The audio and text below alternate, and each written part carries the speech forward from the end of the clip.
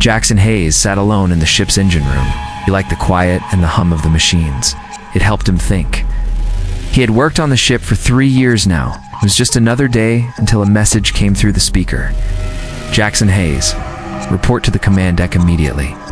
He wiped his hands on a rag and walked out. When he reached the deck, the captain and other crew members were staring at him. The screen in front of them showed a group of tall, silver-skinned aliens. They were the Varelians, known across the galaxy for their powerful empire and strange ways. You have been chosen, one of the aliens said.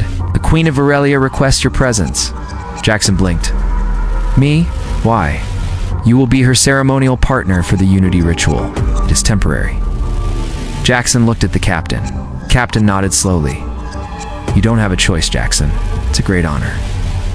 Soon a transport ship took him away. The ship flew fast and quiet. He had no idea what to expect. When they landed on the planet Verilex, he was taken into a grand palace made of glowing crystal and metal.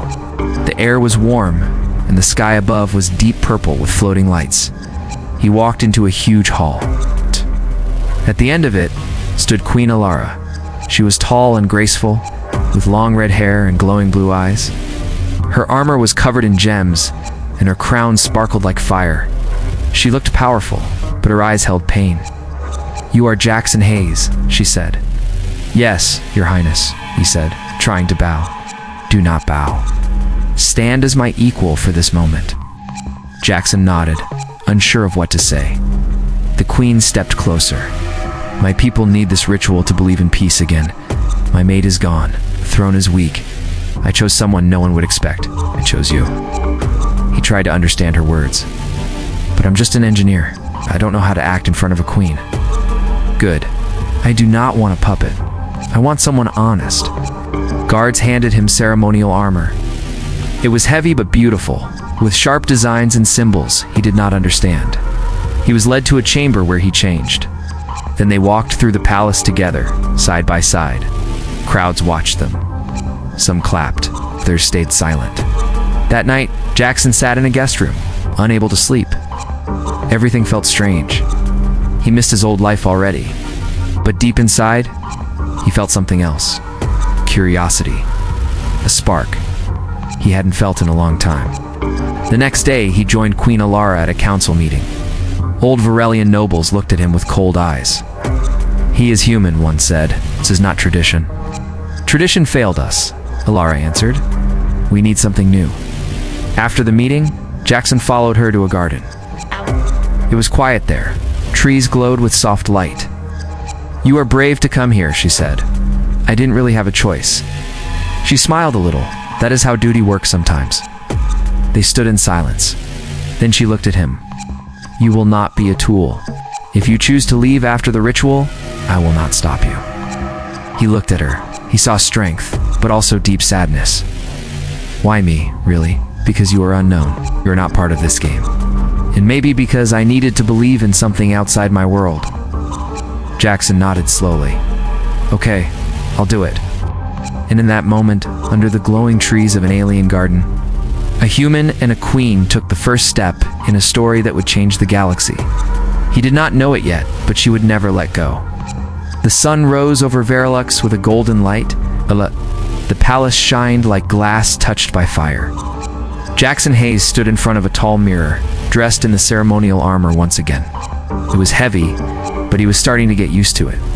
Today was the day of the Unity ritual. A servant came to guide him to the main hall. The hall was full of Varelians wearing bright clothes.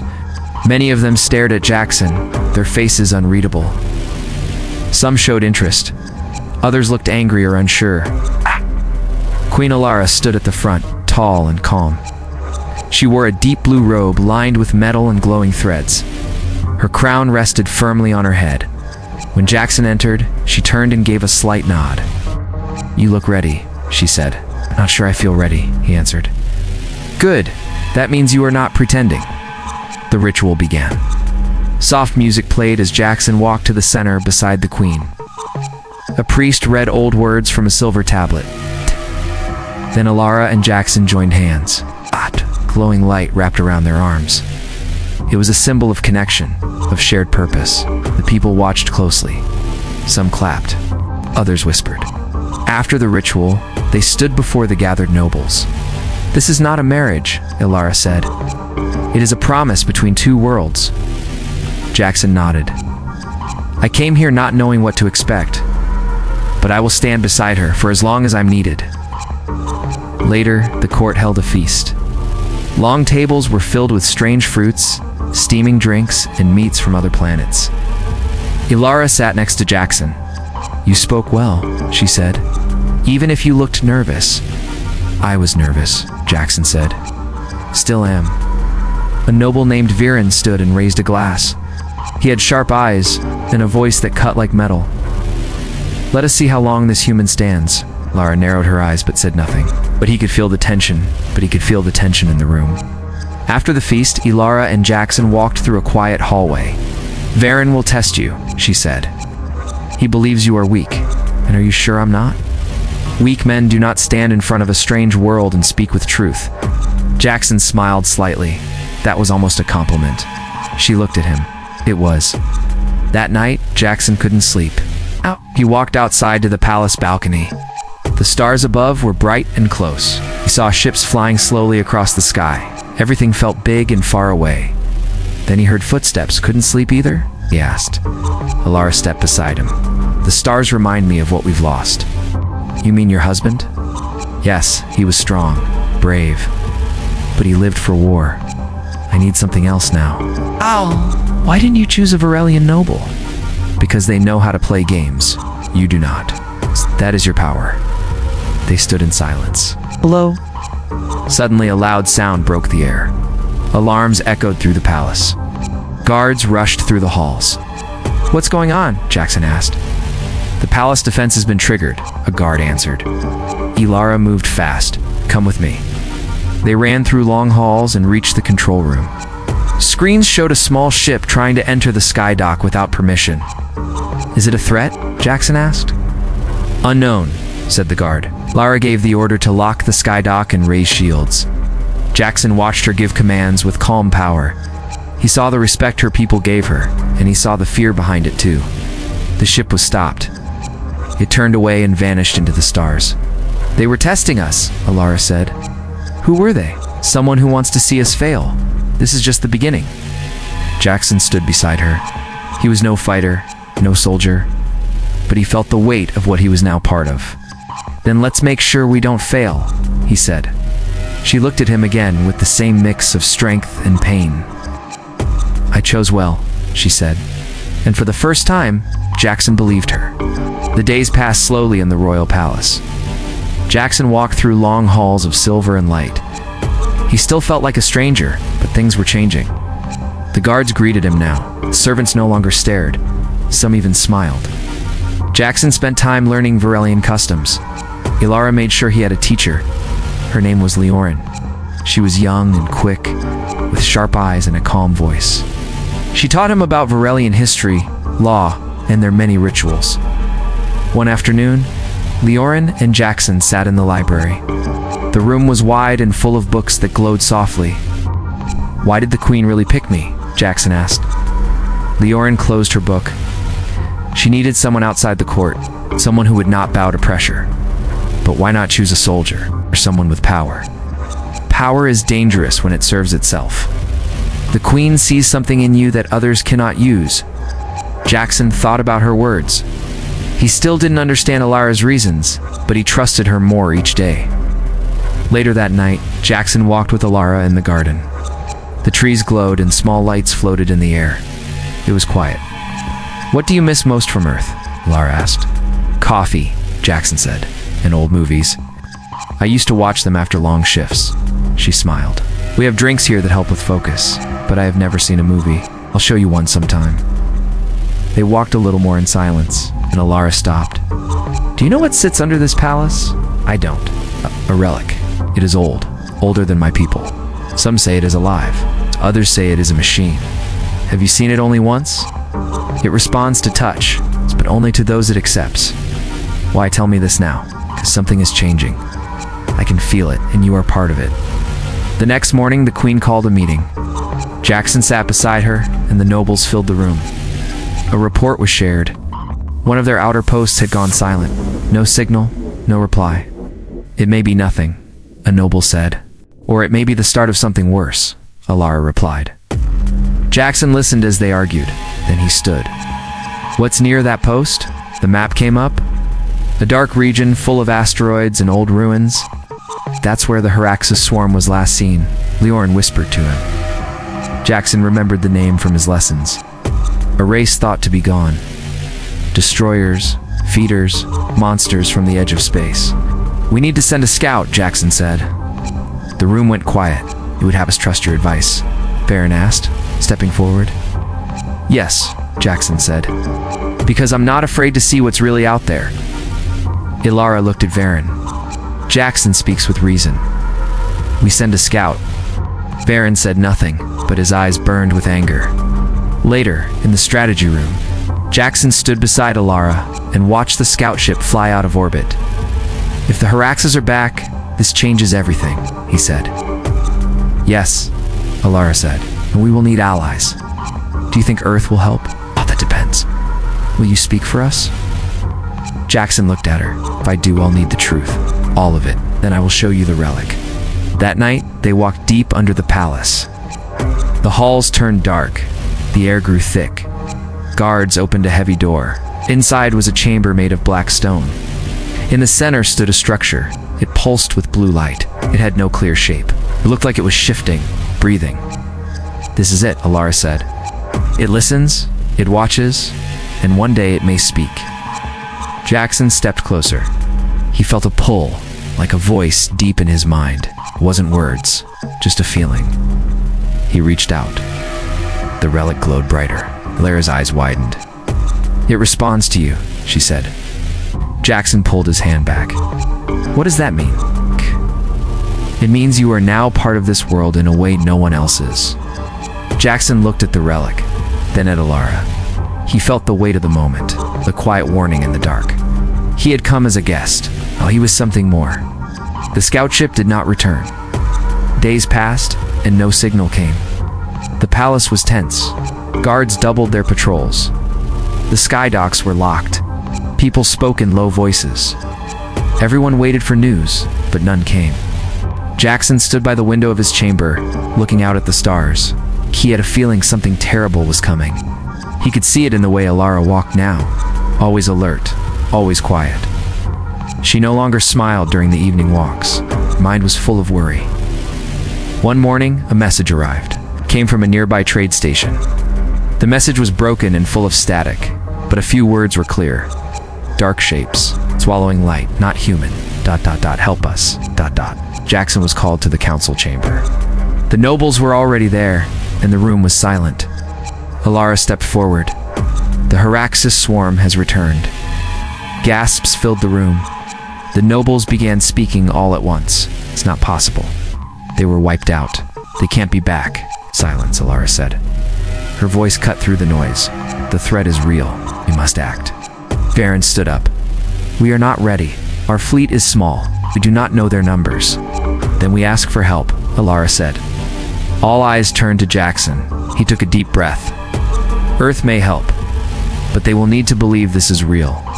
Ilara nodded. "You will speak to them, as my voice, as my partner." That night, Jackson sat in a quiet room with a large screen in front of him. A signal was sent to the Earth Alliance. After some time, faces appeared on the screen. Human leaders from different nations stared back at him. "Jackson," one of them said, "you have been silent for weeks. Now you say there's danger?" "Yes," Jackson said. "A danger greater than any of us have seen. The Haraxes are back. There is no proof. The scout ship is gone." A trade station sent a warning before going dark. "The Queen's relic reacted to me. Something is coming." The leaders looked at one another. "You are asking us to trust aliens?" "No," Jackson said. "I'm asking you to trust me." There was silence. "God. You risked your life staying there," one leader said. "If you believe this, we will listen. We will send scouts. If they confirm your words, the fleet will follow." The screen went dark. Jackson leaned back and closed his eyes. The first step was taken. Alara entered the room. "You spoke well. Hope it was enough." She sat beside him. They will come. I believe that now. A few days later, human scout ships arrived. They scanned the area near the lost post. The reports were clear. Large objects moving without heat. No life signs. Ships eaten like metal crushed in a giant mouth. The Earth Alliance agreed to help. Warships from both sides began to gather above Verilux. For the first time in history, humans and Varelians prepared to fight as one. Jackson stood on the command deck of Alara's flagship. The ship was massive and full of strange lights and smooth walls. Alara stood beside him, dressed in battle armor. "Are you ready?" she asked. "No," he said, "but I'll go anyway." She smiled. "That is courage." The alarm sounded. The enemy was near. Through the large window, they saw the Heraxis fleet. It was like a dark cloud moving through space. The ships had no shape, no light. They looked like shadows come alive. "Fire at will," Alara said. The battle began. Missiles, beams, and strange energy filled the void. Jackson watched as Varelian ships moved with grace, while human ships brought raw power. Together, they fought as one. Jackson ran from screen to screen, helping with strategy. He had trained for machines, not war, but he used what he knew, found weak points in the enemy's path, and gave orders to move ships. A sudden hit shook the ship, sparks flew. Alara held onto a rail and shouted commands. Jackson stayed by her side. "There," he said.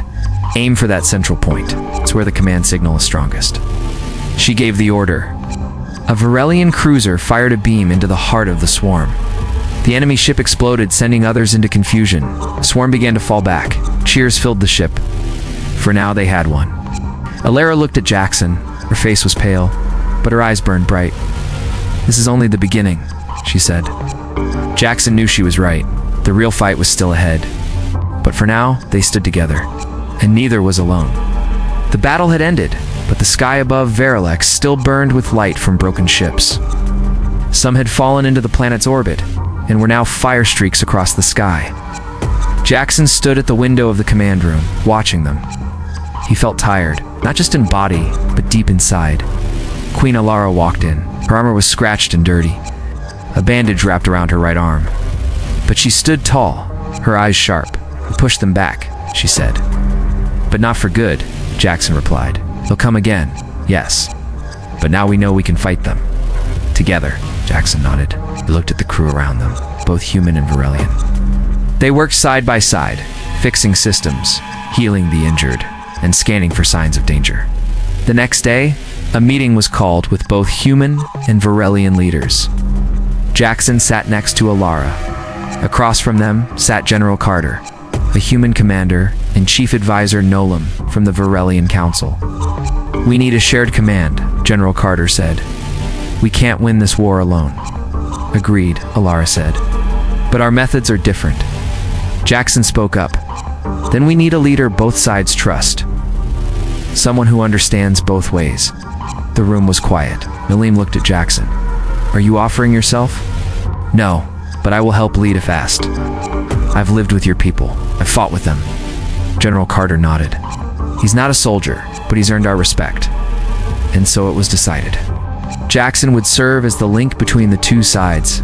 It's not a ruler, not a general, but something new. A bridge between worlds. As the fleets repaired and trained, Alara took Jackson to the royal healing chamber. The room was soft with light and smell of rare herbs. "You should rest," she said. "Only if you do too," Jackson replied. She smiled. "We're stubborn." "So are you. That's why we're still alive." They sat together in silence. Outside, the city slowly returned to normal life. But peace felt thin, like glass that could break at any time. One evening, Alara took Jackson deep into the palace again. They returned to the chamber with the relic, still glowing, still pulsing. "Why did it answer to me?" Jackson asked. "We don't know," Alara said. "But some believe it chooses those with open hearts. Not power, not rank." Jackson reached out and touched it again. The light grew stronger. This time he saw a vision. It was not clear, but he saw a star system, a fleet of ships, and a great black wave moving toward them. He stepped back, breathing hard. "It showed me something. A warning." Alara nodded. "Then we must act fast." They called a secret meeting with trusted leaders. Jackson shared what he saw. The location matched an old Varelian base, long abandoned. If the Haraxes strike there, they could use its old tech, Alara said. Then we hit it first, Carter added. A plan was made. A mixed fleet would go. Jackson would go too. This time, not just as a symbol, but as part of the mission. Before leaving, Jackson walked the city one last time. People waved to him. Children smiled. Some even called him by name. He was no longer a stranger here. Alara met him by the ship. Come back alive, she said. I plan to. I would miss you, she added. Jackson paused. You're not supposed to say that, I know, but I said it anyway. He stepped aboard the ship, and the doors closed. The fleet rose from the planet and jumped into space. When they reached the old base, they found the worst. The Haraxes were there, building, feeding, growing. Jackson stood on the deck, looking at the horror. A large black shape moved through space like a living shadow. That's their command ship, the pilot said. Then we know what to do, Jackson said. The battle began. Human and Varelian ships fired at the shadow. The enemy fought back with sharp, fast weapons. One ship was lost, then two more, but they pushed forward. Jackson ran to the control panel. The relic's data had been shared with the fleet. He used it to guide a powerful railgun toward the black shape. Now he shouted. The weapon fired. The beam hit the center of the shadow. A loud crack echoed across space. The enemy ship split in two. Cheers rang through the ships. The base was safe. For now. Jackson looked at the stars, breathing heavy. He had come far from the engine room, though he was changing everything. The stars were quiet again. The enemy ship had been destroyed. The Haraxes had pulled back, at least for now. The fleet returned to Verilux. The people welcomed them with joy and cheers. For the first time in weeks, there was laughter in the streets. Jackson stood at the landing dock. The ship's ramp lowered, and he stepped onto the ground. Lara was there waiting for him. She wore a simple robe, not armor, and her face was calm. You made it back, she said. So did you, Jackson replied. That was the deal. They walked together through the city. People waved and gave them flowers. Children ran beside them. Jackson felt strange. He was not used to this kind of attention. They see you as a hero now, Alara said. But I didn't do it alone. No, but you stood with us. That matters. Later that night, a small gathering was held in the palace garden. Leaders from Earth and Verilux came together. They shared food, drink, and stories of the battles. Jackson sat near Alara, but he did not speak much. He kept thinking about what came next. After the event, Alara asked Jackson to walk with her. They moved through the quiet halls of the palace. Outside, the stars still shined bright. The council will meet tomorrow, she said. They want to return full power to the throne? That's good, right? Yes, but they want something else too. Jackson looked at her. What is it? She stopped walking. They want me to take a full partner. Not just for ceremony. True ruler beside me. And you, what do you want? Want someone I trust. Someone who is not afraid to speak the truth. Someone who stood with me when others turned away. Jackson felt his heart beat faster. You're talking about me? Yes, Alara said. I am. He looked away. That's a big choice. I'm just ... me. And that is why I choose you. Not for power, not for blood, but for who you are. Jackson said nothing for a moment, then he spoke quietly. I don't know if I belong here. You belong wherever you choose to stand. The next morning, Jackson stood before the council. The room was full. Nobles, commanders, advisors from both sides. Alara stood beside him. I have asked Jackson Hayes to become my co-sovereign, she said. Not as a symbol, but as a partner in rule. Whispers filled the room. Some faces showed surprise. Others showed anger. Varen stepped forward. This is madness. Human ruling Varelia. Alara faced him. He earned this. More than many who were born to this court, Varen turned to Jackson. What do you say? Jackson looked around the room. He felt every eye on him. Thought about Earth, about the quiet engine room where he used to fix wires and bolts. He thought about the relic, about the voices that had once doubted him, and he looked at Alara. I say yes. I will stay. I will lead. Not as a king, but as a partner. as someone who believes we can build something better. The room was silent. Then Utrman stepped forward. She bowed her head. I support this. Others followed, remained still, but the choice was made. That evening, a new ceremony was held. Not one of war, but of peace. Alara and Jackson stood together before the people. She spoke first. This is not the end. This is the beginning of something new. Jackson stepped forward. I came here as a stranger. I stayed as a friend. I now stand here with purpose. Lights filled the sky. Ships from many worlds flew above the palace. Flags of Earth and Varelia waved side by side. Later, in the quiet of the royal chambers, Alara looked at Jackson. Do you regret it? No, he said. Do you? Never? They stood by the window, watching the stars.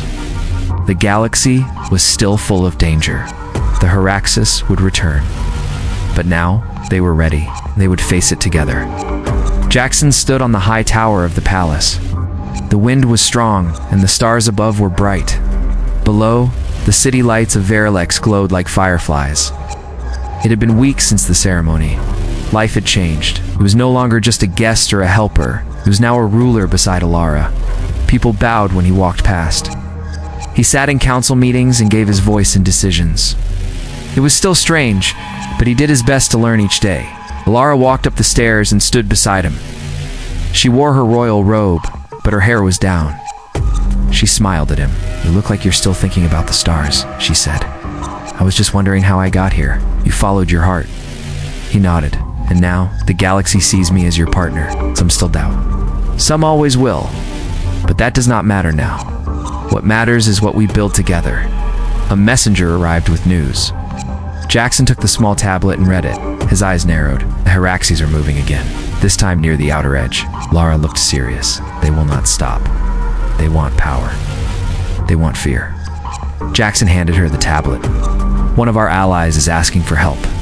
They cannot hold much longer. Alara nodded. Then we answer. Not with fear, but with strength. That evening, the war room came alive. Maps floated in the air. Voices discussed plans. Fleet commanders and advisors worked side by side. Jackson stood with them. He gave orders. He suggested new routes. He listened and learned.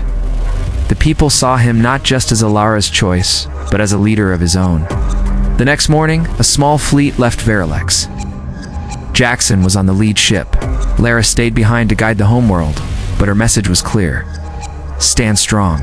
Show them who we are. Jackson arrived at the edge planet where the attack had started. The city there was under fire. Smoke rose into the sky. Gave the order to move in. Fighters flew fast. Shields went up. The Heraxis were strong, but not ready for this kind of answer. The battle was hard. Jackson stayed in the command room, watching every move. He spoke clearly. He made fast choices. The tide turned. One by one, the enemy ships fell. Ow. On the ground, the defenders pushed forward. The people cheered as the sky cleared. After the battle, Jackson landed. The local leader, an older man with a scar on his cheek, shook his hand. You came when we needed help. We will not forget. Jackson nodded. We are one now. We stand together. He returned to Varelex days later. Alara met him at the palace gates. She looked proud. You led them well. I did what had to be done.